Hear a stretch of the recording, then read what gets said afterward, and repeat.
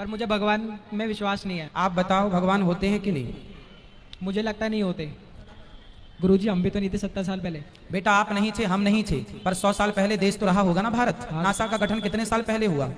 NASA गठन पता नहीं। जय श्री राधे श्याम मित्रों, स्वागत है आप सभी का आज के इस वीडियो में।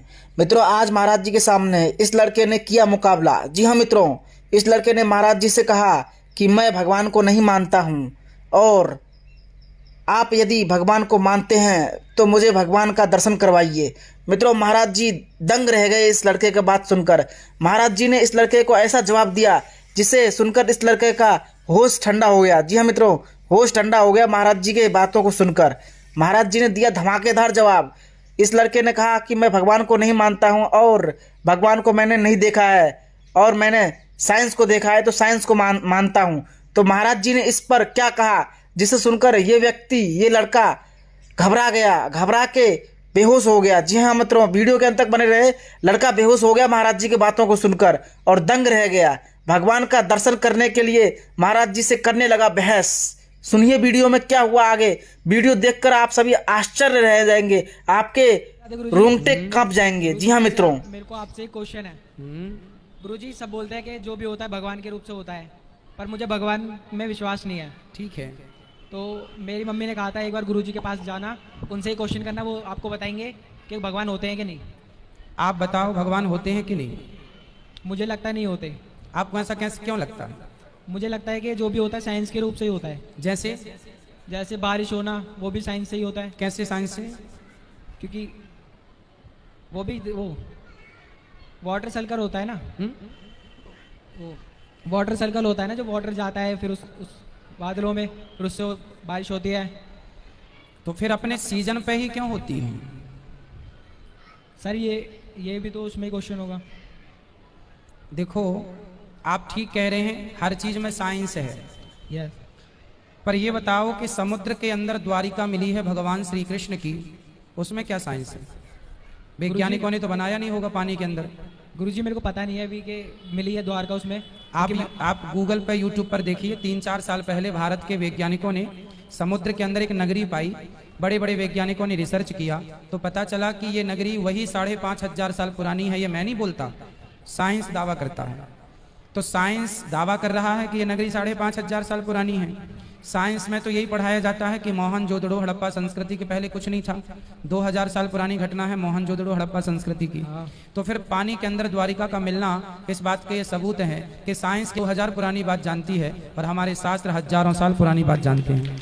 ये मैं नहीं प्रूव कर रहा हूँ, साइंस प्रूव कर रहा है। अब दूसरा, गुरुजी अंतरिक्ष से आपने सुना होगा ऊपर अंतरिक्ष में ओम की ध्वनि निकल रही है, ऐसा साइंस ने माना है। आपने पढ़ा है साइंस का ये? नहीं गुरुजी। आप गूगल करके देखिए मेरी हर बात को, गूगल पे आपको सब मिलेगी। नासा के साइंटिस्टों ने, रसिया के साइंटिस्टों ने और भारत के साइंटिस्टों ने, सबने मिल करके जब दुनिया में ऊपर पृथ्वी ब्रह्मांड में ऊपर एक यंत्र लगाया कि ब्रह्मांड में ध्वनि कौन सी है, क्या गूंज रहा है, तो पता चला ओम गूंज रहा है। ओम, और ओम हमारे वेदों का पहला अक्षर है, प्रणव है ना, इसलिए ओम। तो ये सिद्ध हो गया कि जो हम पढ़ रहे हैं ओम, ये ब्रह्मांड में भी गूंज रहा है। ऐसा मैं नहीं साबित करता, साइंस। जैसे राम सेतु मानव निर्मित है, नासा के साइंटिस्टों ने प्लस भारत के वैज्ञानिकों ने 10 साल तक रिसर्च की इस पर। कितने साल तक? 10 साल तक। 10 साल तक रिसर्च करने के बाद आखिर नासा को कहना पड़ा कि ये मानव निर्मित है।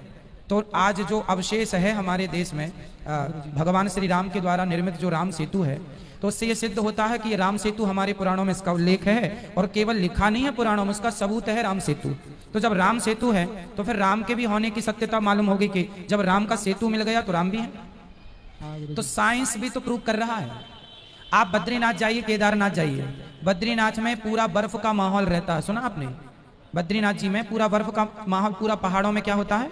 बर्फ होता है। पर वहां बद्रीनाथ जी के मंदिर के ठीक सामने एक कुंड है, उस कुंड में गर्म पानी आता है। कहां से आता है आज तक किसी वैज्ञानिक को नहीं पता, जबकि चारों तरफ बर्फ है। वहां की नदी भी जो है बिल्कुल बर्फ जैसी ठंडी है, लेकिन वहां गर्म पानी इसलिए है कि भगवान को पता था कि भक्त लोग यहाँ आएंगे और यहाँ भगवान का भजन करेंगे, सर्दियों में ठिठुरेंगे, तो उनको कोई गर्म पानी, तो प्राकृतिक गर्म पानी है, किसी ने किया नहीं। आप कभी जाएंगे तो ये साइंस आपको मिल जाएगा। तो आखिर हमारे जो सनातन धर्म में ये ठंडियों की जगह गर्म पानी मिलना, राम सेतु का मिलना, द्वारिका का मिलना, भगवान श्री कृष्ण ने 5,500 साल पहले महाभारत के युद्ध में वो अर्जुन का रथ चलाए थे। आप मानते हैं? कुरुक्षेत्र में पुरातत्व विभाग ने जब खुदाई की तो आज भी अवशेष मिल रहे हैं महाभारत के। तो इन अवशेषों के मिलने से क्या सिद्ध हो रहा है कि भगवान कोई कल्पना नहीं है, भगवान प्रत्यक्ष थे। कितने सबूत मिल चुके हैं। अब फिर भी कोई कहे कि मैं ईश्वर को नहीं मानता, तो फिर मेरा सवाल आपसे है कि यदि आप ईश्वर को नहीं मानते तो नहीं मानने में बताइए आपका फायदा क्या है? कुछ फायदा नहीं है। और यदि आप मानेंगे तो नुकसान क्या है? नुकसान भी कुछ नहीं है। फिर जब फायदा भी कुछ नहीं, नुकसान भी कुछ नहीं, तो मान लो आपके पिताजी का नाम बताओ क्या है? पप्पू सिंह। पप्पू सिंह, वो आपके पिताजी हैं। आपके पास क्या सबूत है? प्रूफ तो नहीं है। प्रूफ नहीं है। जब बिना प्रूफ को आप एक आदमी को बाप कह सकते हैं तो भगवान की प्रूफ की जरूरत ही क्या है? धन्यवाद गुरुजी। खुश रहिए। आप मानेंगे भगवान को या नहीं? हाँ मानूंगा। क्यों मानेंगे? मैंने कहा इसलिए नहीं, आपके दिल से, आप दिल से फील कीजिए, आप दिल से हमारे गीता को पढ़िए, आप दिल से रामचरितमानस को पढ़ो। बेटा क्या नाम है आपका? कुणाल।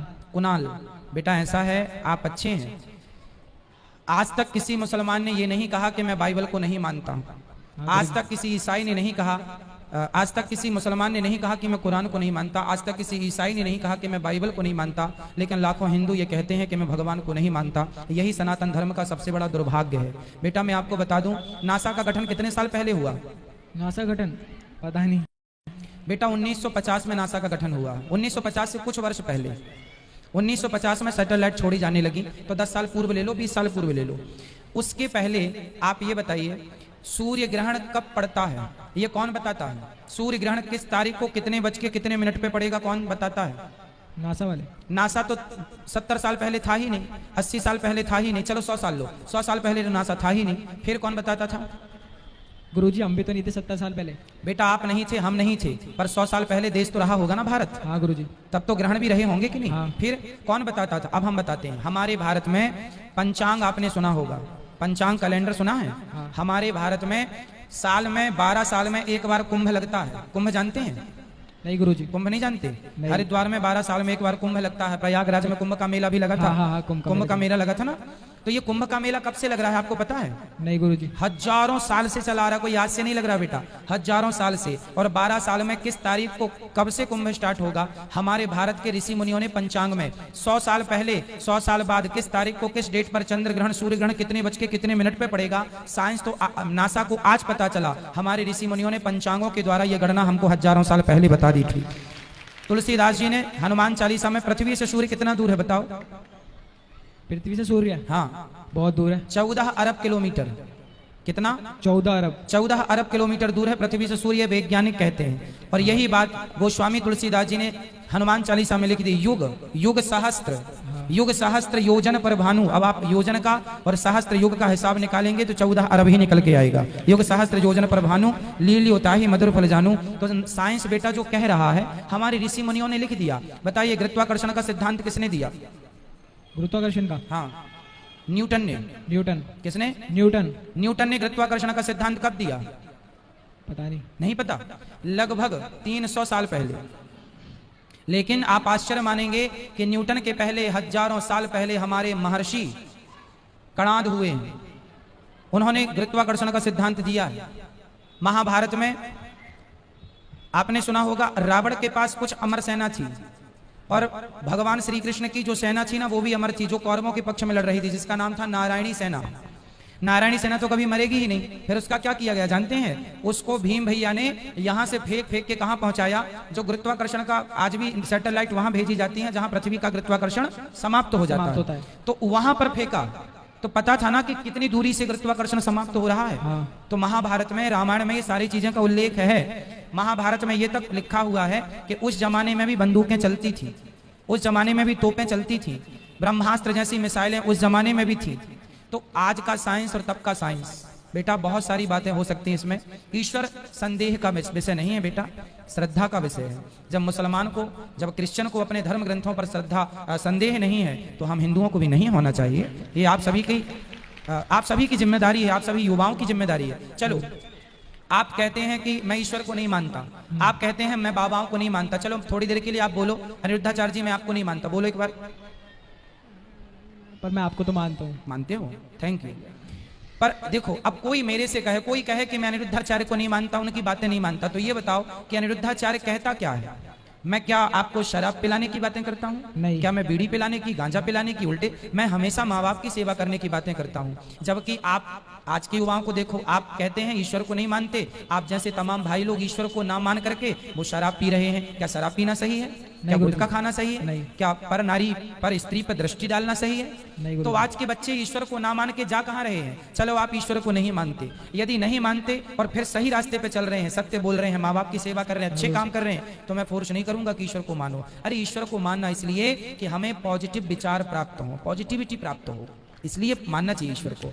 क्योंकि हमारे सारे पॉजिटिव विचार हमारे धर्म शास्त्रों में, गीता में लिखा है कर्मण्येवाधिकारस्ते। गीता कहती है तू अपना कर्म करता रह, सफलता मैं तुझे प्रदान करूंगा, कर्म कर, फल की कामना। तो गीता में क्या बुरा लिखा है?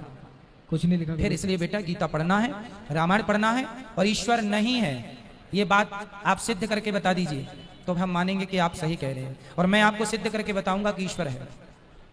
साइंस के पास कोई जवाब नहीं है बेटा। मैं कुछ सवाल दाग दूंगा साइंस को, साइंस चुप हो जाएगा। आप बच्चे हैं, अभी वो बड़े सवाल मैं आपसे नहीं करूंगा, पर बहुत सारे सवाल मेरे पास हैं जो साइंस के पास नहीं है। कोई विज्ञान को जानने वाला यदि मेरे से आए और बात करे, मैं संतुष्ट कर सकता हूं उस व्यक्ति को, पर वो मुझे संतुष्ट नहीं कर सकता, क्योंकि मेरे पास ऐसे सवाल हैं कि जो साइंस के पास नहीं है।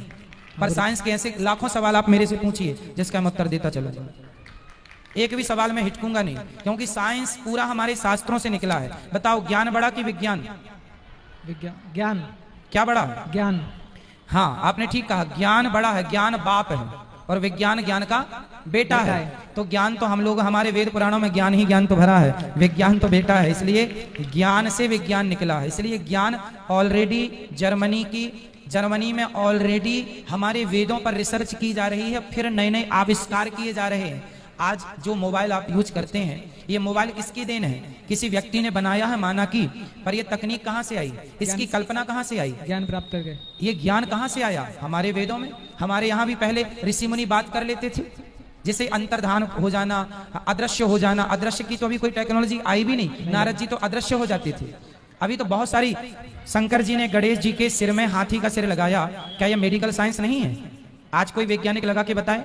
साइंस, हमारे वेद पुराण तो वहां तक पहुंचे हैं जहां तक साइंस को पहुंचने में अभी हजारों साल लग जाएगा। आदमी के सर पे, आदमी के धड़ पे हाथी का सिर लगाना, आदमी के धड़ पे बकरे का सिर लगाना, 2 सर्जरी की है शंकर जी ने, एक गणेश जी की, एक ससुर दक्षिण जी की। तो ये सब साइंस हमारे वेद पुराणों में ना भरा है। बच्चा माँ के पेट में जाता है तो 9 महीने तक उसकी पूरी एक्टिविटी हमारे भागवत में लिखी है। घड़ी कैसे बनाई जाती है, घड़ी की तकनीक हमारे भागवत जी में लिखी है। फिर साइंस, यदि आप लोगों ने वेद पुराणों को इग्नोर ना किया होता, पढ़ा होता बेटा गहराई से, तो आज नासा जर्मनी नहीं, आज भारत बड़ी बड़ी उपलब्धियां प्राप्त कर रहा होता। भारत आज बहुत बड़े बड़े सॉफ्टवेयर बना रहा होता, बड़े बड़े आविष्कार कर रहा होता। ठीक है, धन्यवाद।